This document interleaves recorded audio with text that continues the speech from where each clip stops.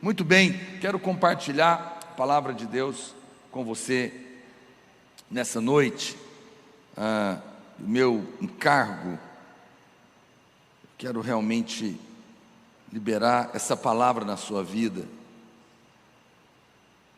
Eu quero mostrar para você algo poderoso na palavra.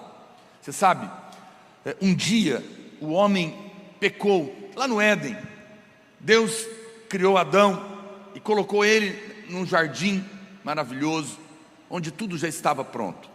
Lá não tinha doença, não tinha morte, não tinha miséria, não tinha maldição, não tinha pandemia, não tinha ansiedade, depressão, pânico, insônia, não tinha adultério, traição, famílias destruídas, não tinha nada disso.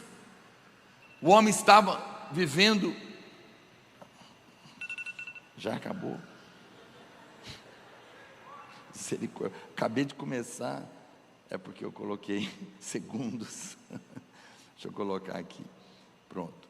E não havia nada disso, porque esse era o plano original de Deus, que o homem vivesse plenamente na sua presença, eternamente. O homem não iria morrer, não haveria morte nenhuma, não haveria demônios, corrupção, guerras, confusão, e ele estava vivendo plenamente diante do Senhor, com a sua esposa depois também, até o momento em que ele resolve ouvir a voz da serpente, tocar na árvore que não era dele, a única do jardim, e o pecado entra naquele momento. O homem peca, e as consequências do pecado agora estão na vida do homem. A terra se torna amaldiçoada por causa do seu pecado.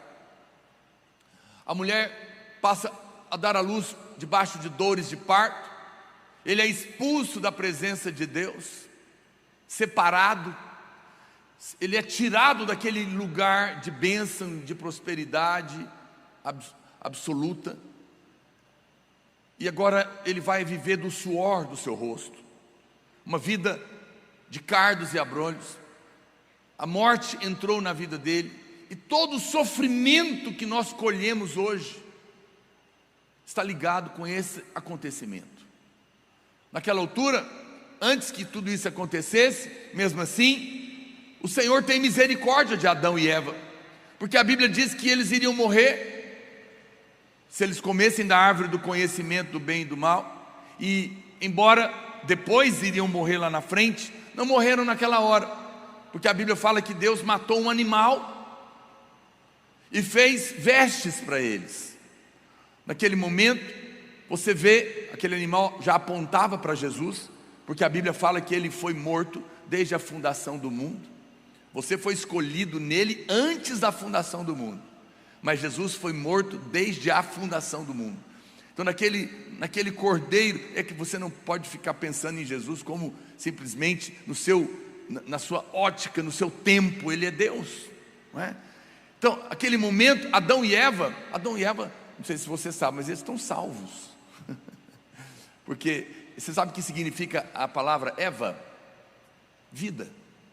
Ou seja, no momento em que Adão vê Deus provendo a morte de um animal no lugar dele, ele dá um nome para a mulher dele de vida, porque ele creu que apesar do seu erro, Deus havia perdoado. No entanto, a maldição entrou no mundo, e esse é o motivo, querido, porque agora o homem estava afastado de Deus, estava com uma dívida de pecado, debaixo de culpa, de condenação, e de toda a maldição que o pecado trouxe. O pecado trouxe muitas maldições, que se resumem basicamente em três: a maldição da miséria, a maldição da enfermidade e a maldição da morte, que tem muitas faces. Uma pessoa doente, miserável e cheia de morte não pode ser feliz. Não é o plano de Deus. Você sabe, tudo que destrói a sua alegria, que rouba a sua vida, é face da morte. Depressão é morte, desemprego é morte, angústia é morte, medo é morte, insônia é morte, pânico é morte. todas as doenças psicossomáticas, tudo isso é morte. Inveja, ciúmes, todas as coisas que te atormentam a alma, tudo isso é morte. E nós queremos nos ver livres dessas coisas. Queremos, apesar de estarmos nesse corpo ainda, queremos poder viver em paz no meio da guerra, porque sempre haverá problemas. No mundo teremos aflições, mas não temos que viver afligidos. Quantos dizem amém? Cadê os crentes que querem receber a palavra aqui hoje? Eu sei que o pastor é enjoado, mas é para o seu bem. Amém? Amém é o nome de Jesus, Ele é o amém. Quando você diz amém, você está confessando o nome dele. Então, é muito importante você entender isso. Veja, a gente tem aqui na mão uma situação. Eu estou te mostrando o quadro que roubou do homem o propósito original do coração de Deus. E hoje nessa palavra, por isso, ela é tão importante, porque eu quero te dar a chave que restaura a condição de uma vida plena na nossa vida. Quantos dizem amém por isso? Nós às vezes não temos ideia da importância e do significado que essa verdade tem, mas o fato é que essa dívida foi paga, e que essa posição na presença do Senhor foi restabelecida, e nós podemos novamente desfrutarmos de todo o favor de Deus, por causa da obra de Cristo na cruz e do seu sangue que foi derramado. A Bíblia diz, um versículo muito poderoso, que nós devemos e podemos nos achegar com ousadia e intrepidez junto ao trono da graça, ao trono do favor imerecido, para pedir com fé, tendo a certeza que vai receber. Mas como que nós fazemos isso? Pelo novo e vivo caminho que foi aberto para nós pelo sangue de Jesus. O sangue de Jesus é a resposta que te coloca de volta no Éden, na presença de Deus, livre da maldição, para que você tenha vida plena. E por isso as pessoas acham que isso é pregação para novo convertido, falar que o sangue de Jesus te perdoa. Mas é um assunto muito profundo, porque ele é a resposta para todas as suas angústias, as suas mazelas. Quando você tem revelação do que eu estou te falando, muitas coisas vão ser destravadas na sua vida, meu querido, porque o justo viverá pela fé. A fé na verdade do Evangelho. Quando você compreende elas, você começa a perceber a ação do mundo espiritual poderosamente na sua vida. Aqui em 1 João capítulo 1, verso 7, olha o que a palavra de Deus diz.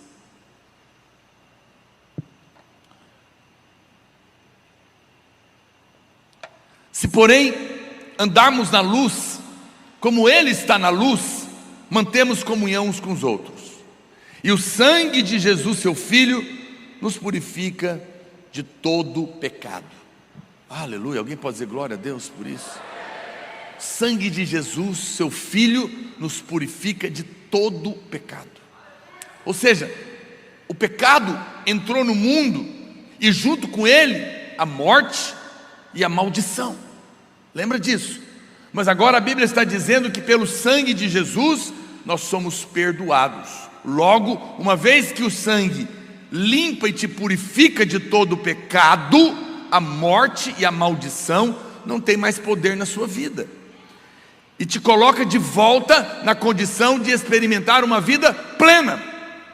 Por isso é tão importante que você compreenda o que está acontecendo aqui. Está escrito que o sangue de Jesus, seu Filho, nos purifica de todo o pecado. O verbo purificar está no presente, mas no original ele é um presente contínuo. O que é isso? É que o sangue de Jesus está purificando o seu pecado agora e continuamente. É como se uma cachoeira do sangue de Jesus estivesse caindo sobre você sem parar, 24 horas por dia, 7 dias por semana, todos os dias da sua vida. Porque nós pecamos todos os dias. Você nem imagina pensamentos, motivações, intenções, palavras que nós falamos, dúvidas que nós temos. A Bíblia fala que tudo que nós fazemos com dúvida é pecado. Quantas coisas poderiam nos impedir? Eu sei que muitos irmãos têm dificuldade porque isso que eu te expliquei significa perdão total, completo, passado, presente e futuro. Você está perdoado ontem, está perdoado hoje e está perdoado amanhã. Muitas pessoas falam: como que é isso, pastor? Sim, caso contrário, você não poderia andar na luz. A cada momento da vida do crente, o sangue de Jesus continua purificando ele dos seus pecados. E essa é a razão porque nós podemos ter comunhão com Deus e com os irmãos, e vivemos na posição da vida plena. E eu vou, no final dessa palavra, te mostrar o quanto é importante você compreender isso, porque somente debaixo da revelação de que o sangue de Jesus te lava de todo o pecado, é que você vai poder estar na condição de receber a unção que te capacita para todas as bênçãos. Caso contrário, você não vai experimentar isso. Eu sei que talvez você diga: pastor, mas eu não tenho a certeza se eu estou andando sempre na luz.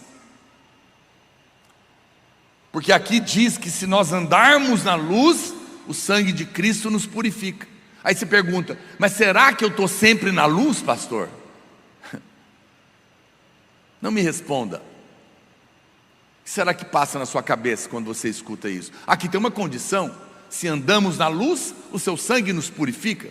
Pastor, mas e se eu ando nas trevas?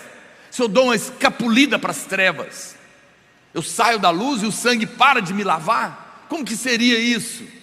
Muitos irmãos estão pensando assim, e por isso não têm certeza que podem ser abençoados continuamente, porque não sabem se estão sendo perdoados continuamente, porque não sabem se estão andando na luz continuamente.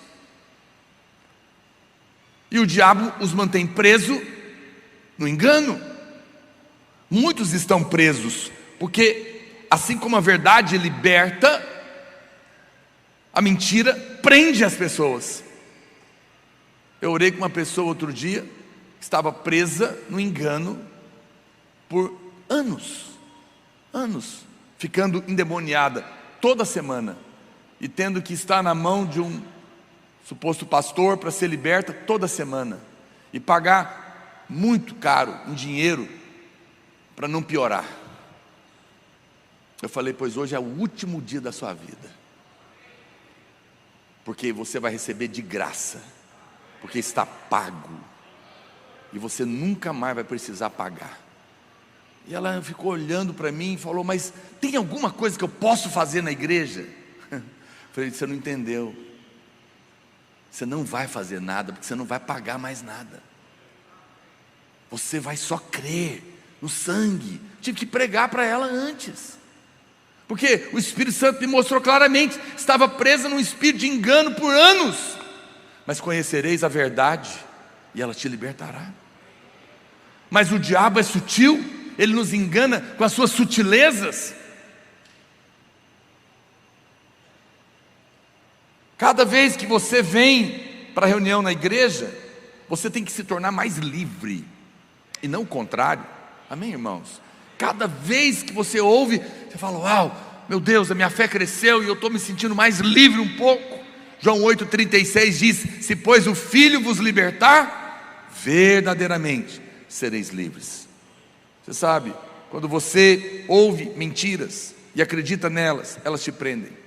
Mas quando você ouve a verdade e crê nelas, ela te liberta.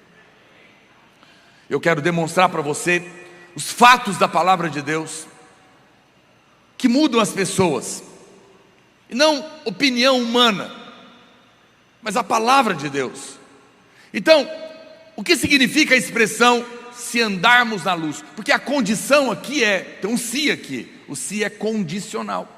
Para que você tenha uma vida continuamente perdoada, e portanto continuamente em condição de ser abençoada, você precisa estar andando na luz. Quem está me entendendo o raciocínio aqui, diga amém. Então, pastor, o que significa? Porque eu não tenho certeza se eu estou andando continuamente na luz. Muitos dizem que andar na luz significa ser totalmente obediente ao Senhor. Se você obedece a Deus continuamente, você está andando na luz e o seu pecado está sendo perdoado. Mas se você desobedece a Deus e peca, você sai da luz, entra nas trevas e o seu pecado para de ser perdoado. Esse é o pensamento tradicional desse versículo, e que muitos crentes acreditam. Mas eu pergunto para você, antes de cometer pecado, esse pecado que João está falando, onde essa pessoa estava andando? Na luz, sim ou não? Ele está falando de quem está na luz, e ele está dizendo que antes de cometer pecado, essa pessoa estava lá. Quantas vezes saem da nossa boca palavras que não são apropriadas de graça? Mas você não se esquece que você é crente. Você pecou, mas você está consciente, você é crente. A palavra do Senhor diz que quando você peca, o sangue de Jesus te lava, e faz isso continuamente. O sangue de Jesus nos purifica continuamente. Uma vez que o sangue está me purificando continuamente, eu pergunto para você, tem pecado na sua vida? Eu não disse se você não peca, você peca, mas o pecado fica aí. Se o sangue está lavando você continuamente, ele não pode estar aí. Logo você não pode estar nas trevas, porque o sangue está me lavando continuamente. Nós que estamos debaixo da nova aliança, debaixo da revelação do Evangelho da Graça, somos continuamente, ininterruptamente, eternamente preservados na luz por esse maravilhoso e divino sangue de Jesus. Essa é que é a verdade, que muitas pessoas não conseguem compreender. Então deixa eu te colocar algumas verdades aqui. Em primeiro lugar, a Bíblia diz que eu e você somos filhos da luz. Filhos da luz. Você não é filho das trevas, você é filho da luz. De acordo com a interpretação aqui tradicional, você estava na luz, depois você pecou, então você voltou para as trevas. Muitas pessoas acreditam nisso. Sim, você estava na luz quando você converteu, mas agora você pecou, você voltou para as trevas, você deixou de ser filho da luz. Mas isso não é o que a palavra de Deus mostra. A Bíblia declara que quando você anda na luz e peca, o sangue de Jesus te perdoa e mantém você puro e na luz. A palavra grega de andar na luz significa ter a vida na luz. Vou te falar uma coisa séria, mas verdadeira, não se escandalize. Quando você nasce de novo, você se torna um filho da luz, e agora você está andando na luz. Então quando você peca na luz. Você não peca nas trevas, você peca na luz. Mas no momento em que você peca e crê, o sangue te lava, e você continua na luz. Quem está me entendendo? Você não volta para as trevas. Preste atenção, deixa eu ler alguns versículos com você. 2 Coríntios capítulo 6, verso 14, diz que quem não nasceu de novo está nas trevas, não você. Não vos ponhais em julgo desigual com os incrédulos, porquanto que sociedade pode haver entre a justiça e a iniquidade, ou que comunhão da luz com as trevas? Ou seja, ele está dizendo, você não pode se ajuntar a alguém que não nasceu de novo, porque isso seria tentar ajuntar a luz, que é você, com as trevas de alguém que não nasceu de novo. Então claramente ele está colocando isso. Você não pode estar nas trevas e na luz ao mesmo tempo, é impossível. Ou você está na luz, ou você está nas trevas. Se você nasceu de novo, ainda que peque, está na luz. Quem está me entendendo? Veja, Efésios capítulo 5, verso 8, a Bíblia sempre afirma que os crentes são filhos da luz. Olha o que ele diz: pois outrora éreis trevas, porém agora sois o que, irmãos? Luz. Diga, eu sou luz. Fala para o seu irmão do lado: você é luz. Pois agora sois luz no Senhor, andai como filhos da luz. Olha o que diz 1 Tessalonicenses capítulo 5, verso 5. 1 Tessalonicenses 5, 5. Porquanto vós todos sois filhos da luz e filhos do dia.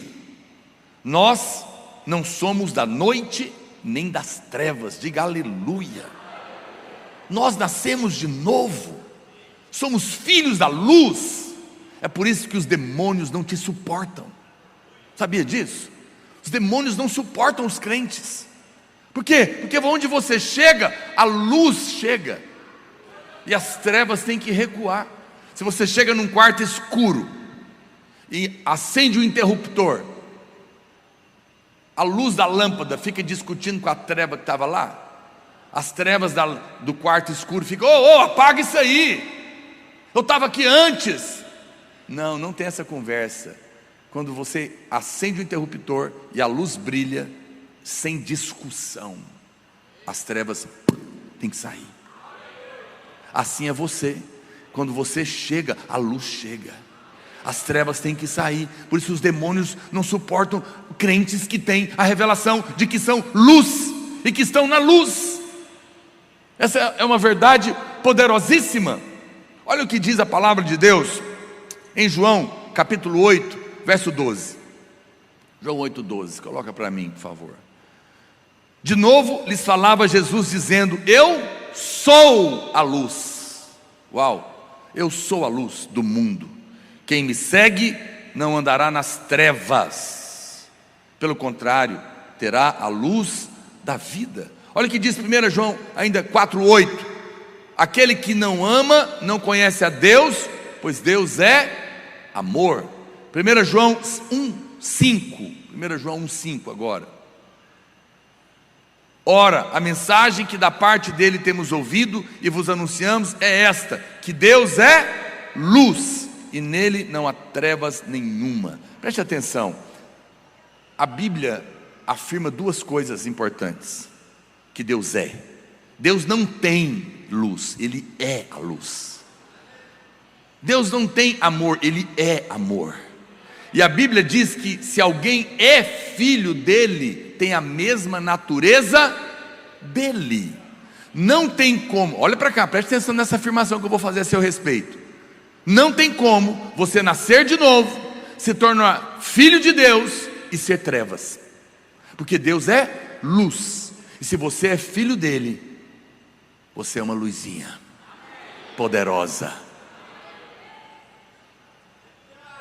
Se você é filho, Deus é amor, e se você é filho dele, você é um amorzinho.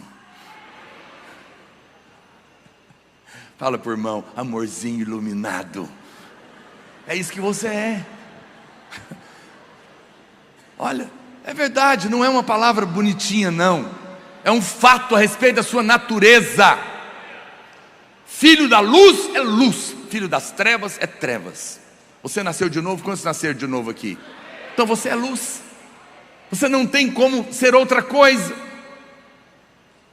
Você sabe, eu sei que às vezes você se comporta como filhos das trevas. Você escorrega, você fala o que não deve, você xinga, você esbraveja, você peca. Aí você pensa que virou trevas. A Bíblia diz que nós somos um reino de sacerdotes. Vê onde está? Acho que eu coloquei esse versículo aqui no meu esboço. Você sabe, e muitas vezes nós não compreendemos realmente as verdades poderosas, mas a Bíblia fala que nós somos um reino. 1 Pedro 2,9, coloca para mim, 1 Pedro 2,9. 1 Pedro capítulo 2, verso 9. Vós porém sois o que?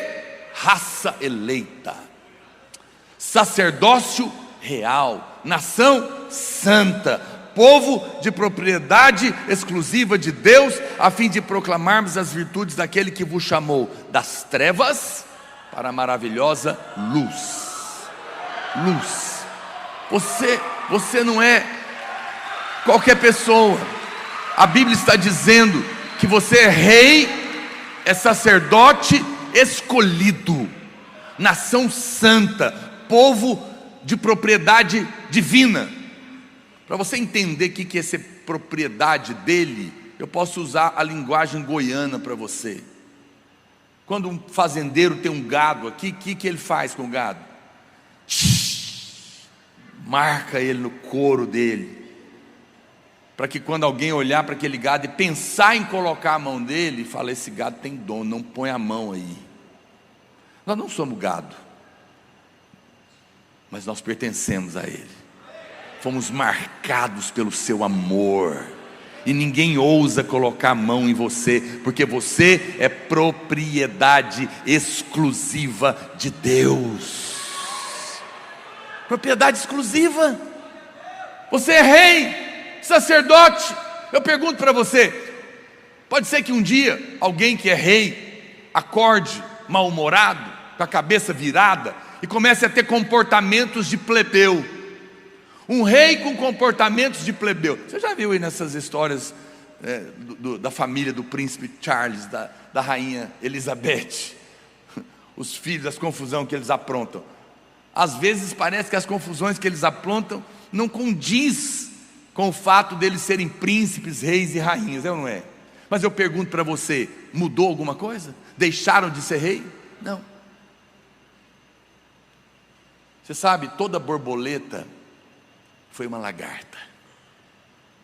E às vezes, lagartas às vezes vivem no lixo, é ou não é?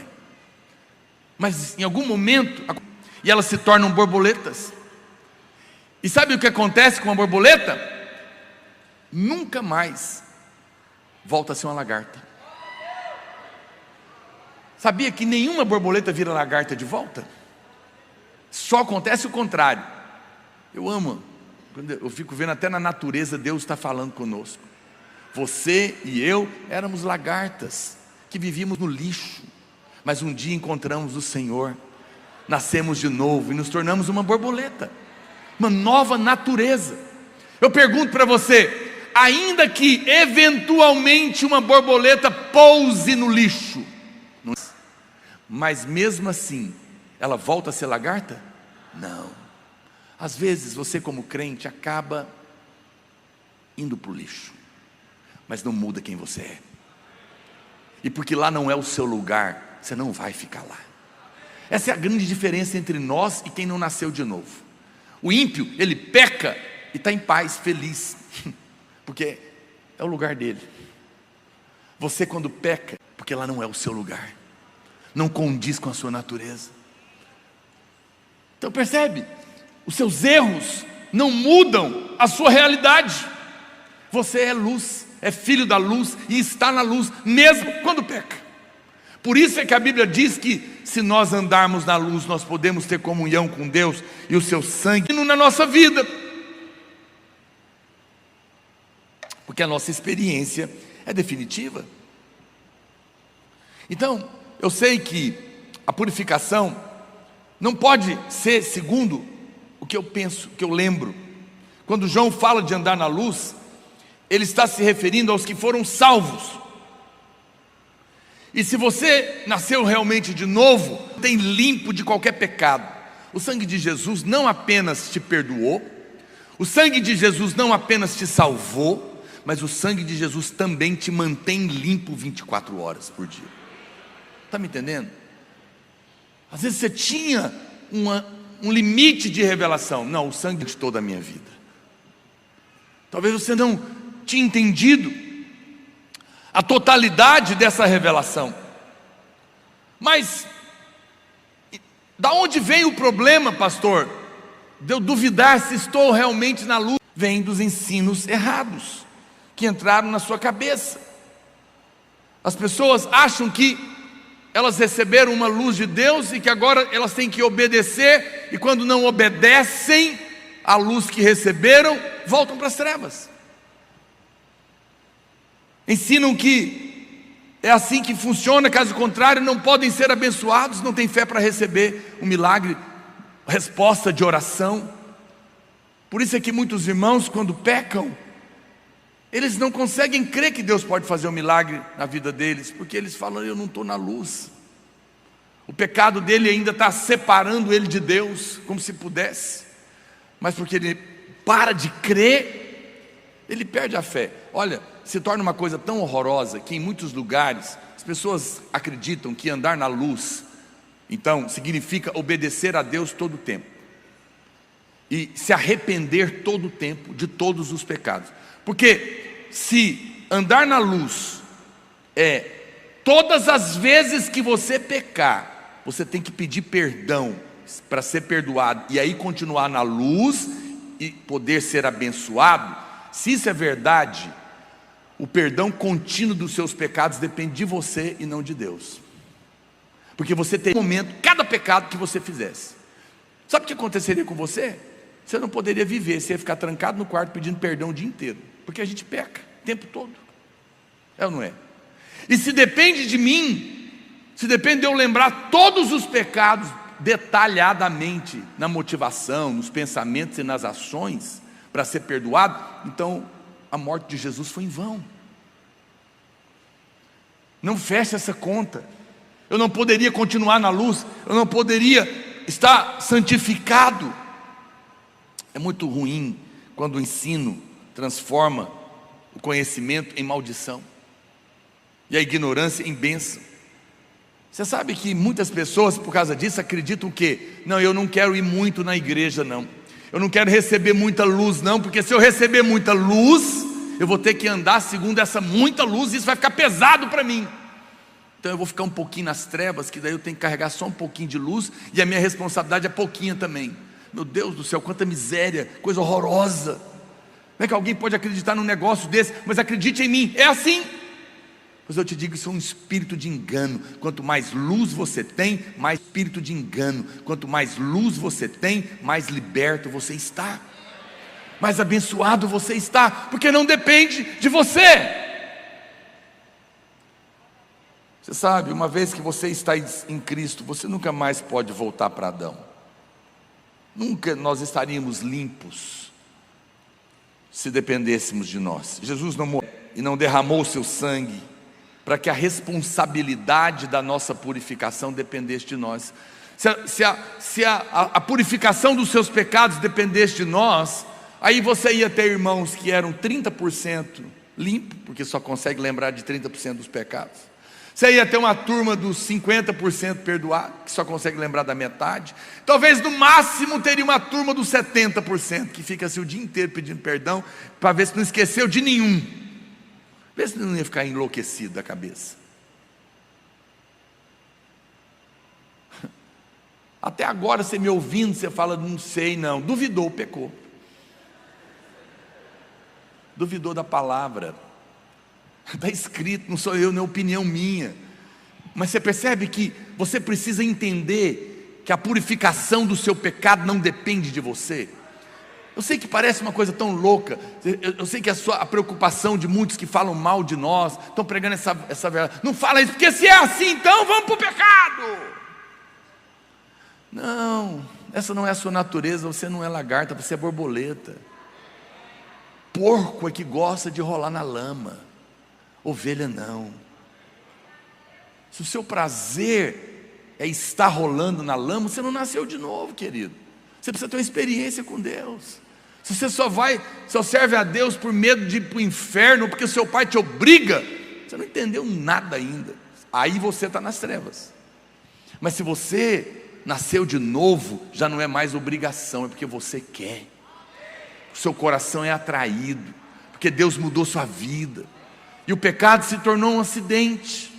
Mas eu não vivo consciente dele. Eu vivo consciente que eu estou perdoado por Deus, 24 horas. Eu não consigo. Você vai ficar neurótico.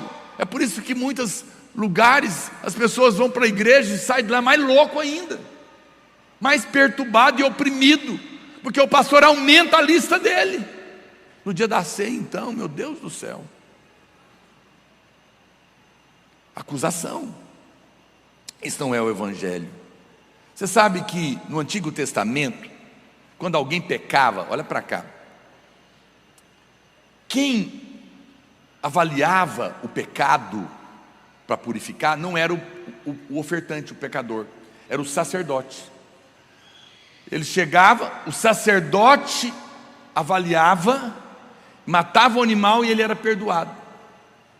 Não era quem decidia o perdão, não era o pecador, era o sacerdote.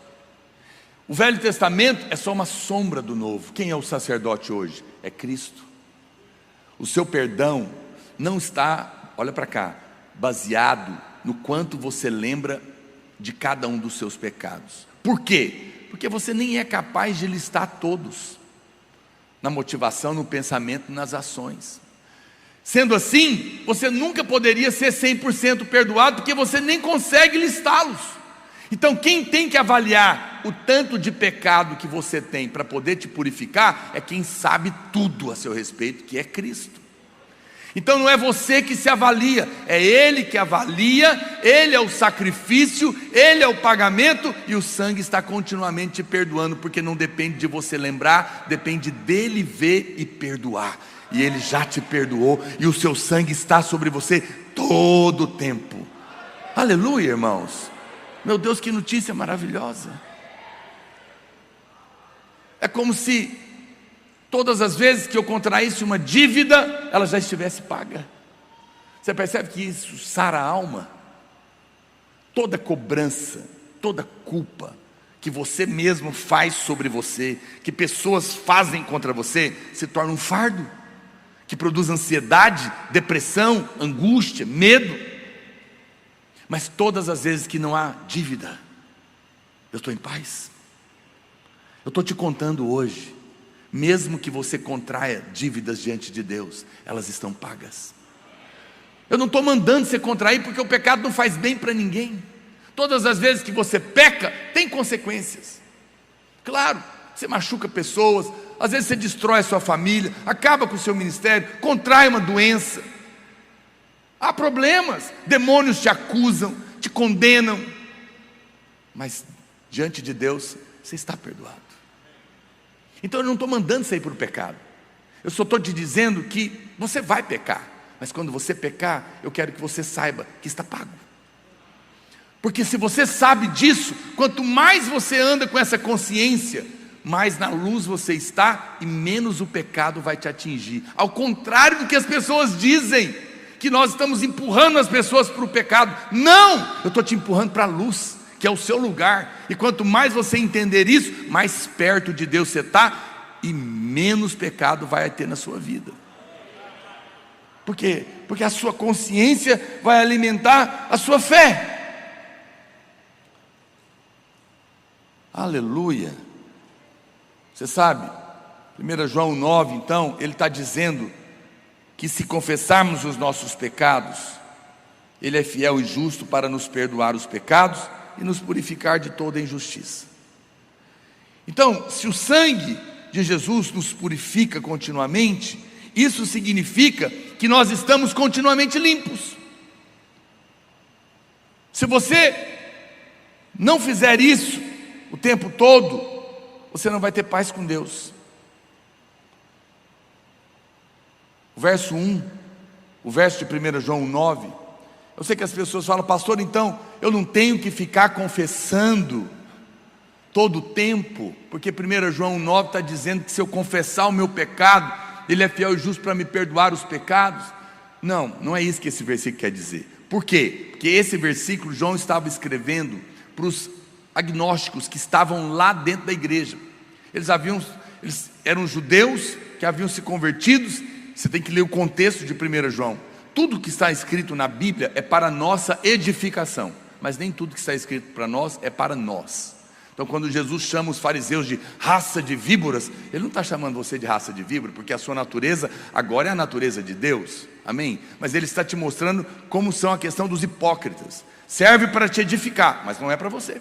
Esse texto, João estava limpando uma heresia que estava entrando na igreja dos gnósticos, porque eles diziam que nós não somos um corpo, somos um espírito, então não temos pecado. E João está falando para eles: não, se vocês não reconhecerem que tem pecados, não, confessar significa admitir.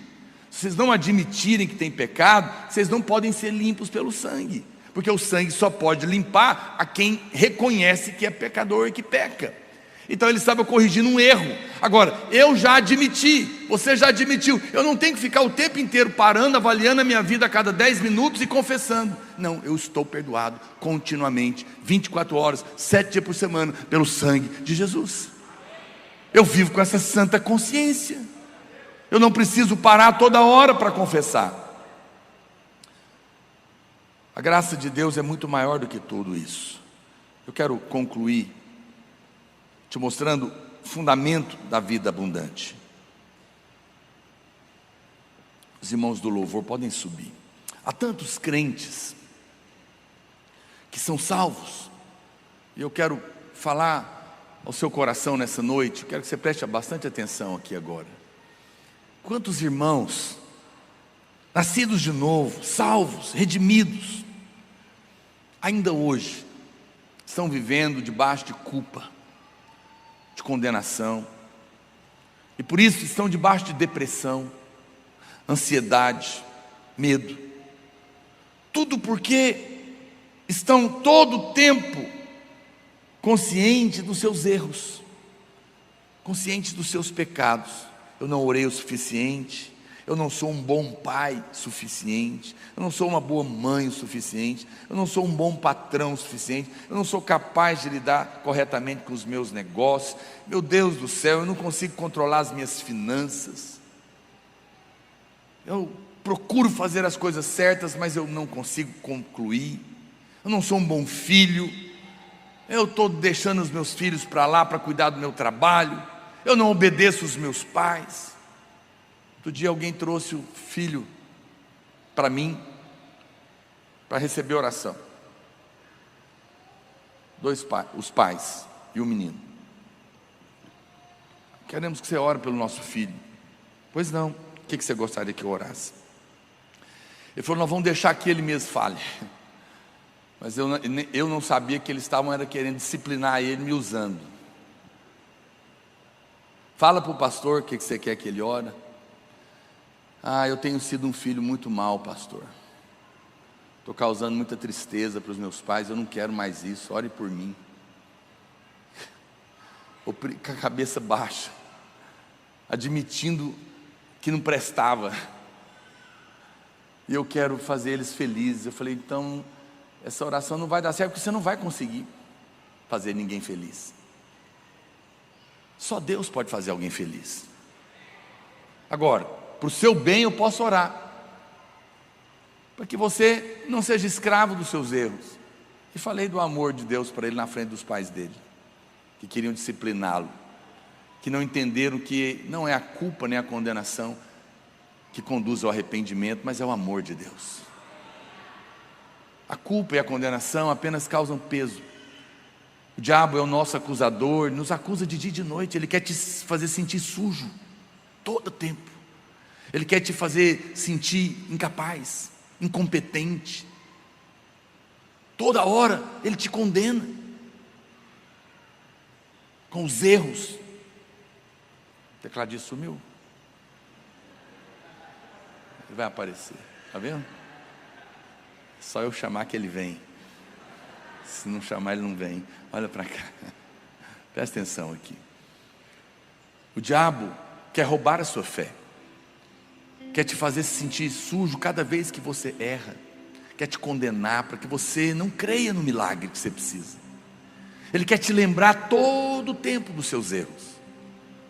Cada momento que você erra com a sua mulher, que você erra com o seu marido, que você erra com seus filhos, cada vez que você erra com seus pais, você tira uma nota vermelha, cada vez que você xinga, ou é tomado de inveja, ou cai na pornografia na internet, cada vez que você não prepara as coisas de Deus com zelo, você não ora o suficiente, o tempo todo ele vai te dizer, você é incapaz, você é sujo. O diabo quer te convencer todo o tempo que você é uma lagarta e não uma borboleta.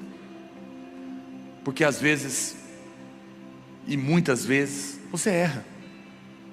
Mas todas as vezes que ele te mantém preso na consciência do erro, da culpa e da condenação, ele te paralisa. Você fica angustiado, ansioso, deprimido, cai em depressão, não consegue romper na vida porque não tem fé, porque está o tempo todo consciente do erro, do pecado e não do perdão.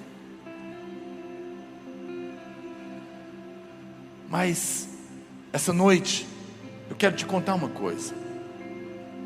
Quando o pecador chegava para ser limpo, o leproso, melhor dizendo, você sabe, a lepra na Bíblia, os irmãos sabem o que significa lepra?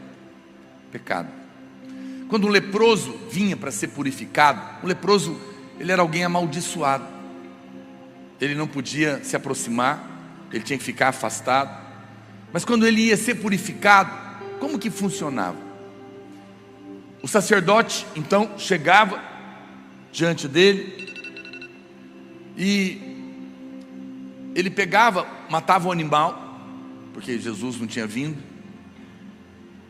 e ele pegava o sangue e colocava aqui na ponta da orelha direita dele, para dizer que a partir de agora seus ouvidos estavam limpos e ele poderia ouvir da parte de Deus. Depois ele pegava o sangue e o colocava na mão, no polegar direito da sua mão, para que agora ele fosse purificado e pudesse tocar nas coisas. E depois ele pegava o sangue e colocava no seu dedo direito do pé, para dizer que agora o seu caminhar seria limpo. Mas depois que o sangue era aplicado, preste atenção, na orelha direita, no polegar direito e no dedo direito do pé, ele vinha com o óleo da unção. A unção significava agora a bênção de Deus, a capacidade sobrenatural para viver uma vida vencedora e vitoriosa que o leproso não tinha. Mas ele aplicava o óleo da unção exatamente em cima do sangue.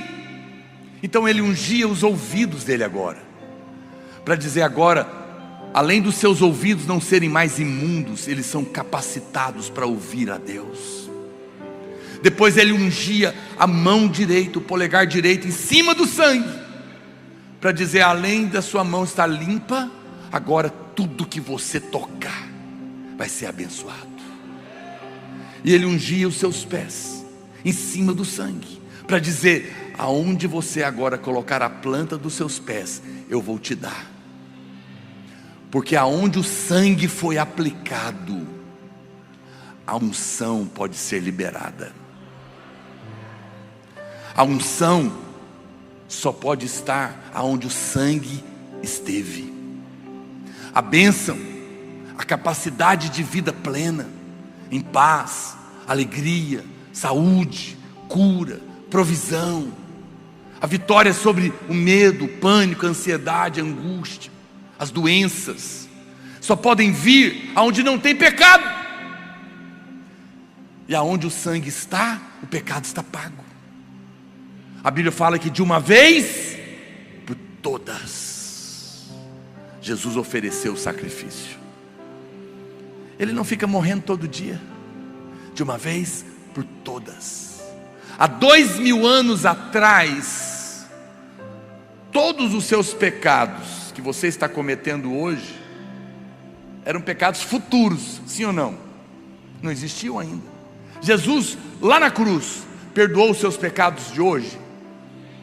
Então, quando ele fez isso, todos os seus pecados eram futuros. Por que você acha que os que ainda vão acontecer não podem ser perdoados? Mesmo os pecados que ele perdoou quando você se converteu, também eram futuros. Mas a Bíblia fala que ele fez isso de uma vez por todas, para que você pudesse ter a certeza que você está andando na luz. Por isso o sangue é contínuo na sua vida. E uma vez que o sangue está sendo derramado continuamente na sua vida, a unção também pode ser continuamente derramada na sua vida. E você continuamente pode viver novamente no lugar do favor, da bênção, da prosperidade, da saúde, da alegria, da vida que vale a pena de ser vivida. Porque bem-aventurado é o homem, a mulher, a quem Deus não imputa pecado. Eu não sei o que você fez. Eu sinto no meu coração, olha para cá, preste atenção. Talvez há uma ou mais mulheres aqui que você não consegue se perdoar, porque você cometeu um aborto. Você carrega essa culpa por muitos anos. Você não consegue se perdoar. Mas querida, eu preciso dizer para você, até mesmo esse pecado, o sangue de Jesus pagou. Você está perdoada. Dos seus pecados, Deus não lembra mais. Ele foi no inferno no seu lugar. Seus pecados foram perdoados, porque não há pecado grande demais que Ele não possa pagar, nem sujo demais que o seu sangue não possa lavar. Há muitos anos atrás, a pastora Luiz foi convidado para pregar no presídio. Ele foi na ala masculina, pregou para os homens, fez o apelo. Depois ele foi levado para a ala feminina. E ele falou do amor de Deus e do perdão dos pecados para aquelas mulheres que estavam presas. Mas ele percebeu que enquanto ele pregava, uma mulher negra, alta, forte, estava isolada das outras, distante, com a cara bem fechada. E ele fez um apelo, aquela mulher não se aproximou. As outras oraram, mas ele chamou o irmão que convidou ele e falou: por que aquela mulher está separada das demais? Elas já tinham ido embora. Eles chamaram aquela mulher e explicaram para o pastor Aloysio. Essa mulher, talvez muitos de vocês são novos, não lembram. Ela tinha sido presa porque ela era uma mãe de santo, que oferecia sacrifícios com coração de crianças, que eram tiradas enquanto ainda estavam morrendo. Eu nunca vi nada mais hediondo na minha vida. Ela chamava Vilma. Não sei se alguém aqui se lembra disso. Lembram disso? Foi uma das coisas mais horríveis que já aconteceu na nossa cidade. Elas sacrificavam crianças em trabalhos de magia negra e arrancavam o coração ainda batendo para oferecer a demônios. Eu acho que não tem um pecado maior do que esse. Aquela mulher veio à frente, agora sozinha, e o pastor Aloysio ouviu a história dela e falou para ela: Jesus pagou esse pecado também. Ele é hediondo, ele é horroroso, ele é inqualificável. Talvez ninguém aqui jamais vai fazer algo assim. Duvido que alguém aqui tenha cometido um pecado maior do que esse, porque ele é pior do que matar alguém a tiros. Mas aquela mulher ouviu o evangelho. O pastor falou para ela: se você crê, Jesus morreu por você também, e você pode ser perdoada hoje e se tornar filha de Deus. Naquele momento, aquela mulher carrancuda, dura, começou a chorar. E ela falou: eu creio, se há jeito para mim, eu creio. Ela se arrependeu dos seus pecados, aceitou o perdão de Deus, creu em Jesus e se tornou membro da nossa igreja. Ela ficou presa. Depois, com o tempo, por bom comportamento, ela podia sair de dia e dormir na cadeia à noite. Ela ia nos cultos de manhã. Ela se batizou e depois de um tempo ela partiu para o Senhor. Ficou doente, morreu. Nós vamos encontrar com ela lá no céu. Se Deus pode perdoar alguém como ela, Ele pode perdoar você também. Não há nenhum pecado na sua vida, e nem quantidade de pecados que não estejam pagos para aquele que creu. Você está perdoado. O sangue está derramado continuamente, todos os dias da sua vida. Você está vivendo na luz, mesmo quando você erra. E porque o sangue está na sua vida, a unção também está sobre você, e ela te capacita para viver em vitória em todas as áreas da sua vida. Fique de pé onde você está. Eu quero orar por você.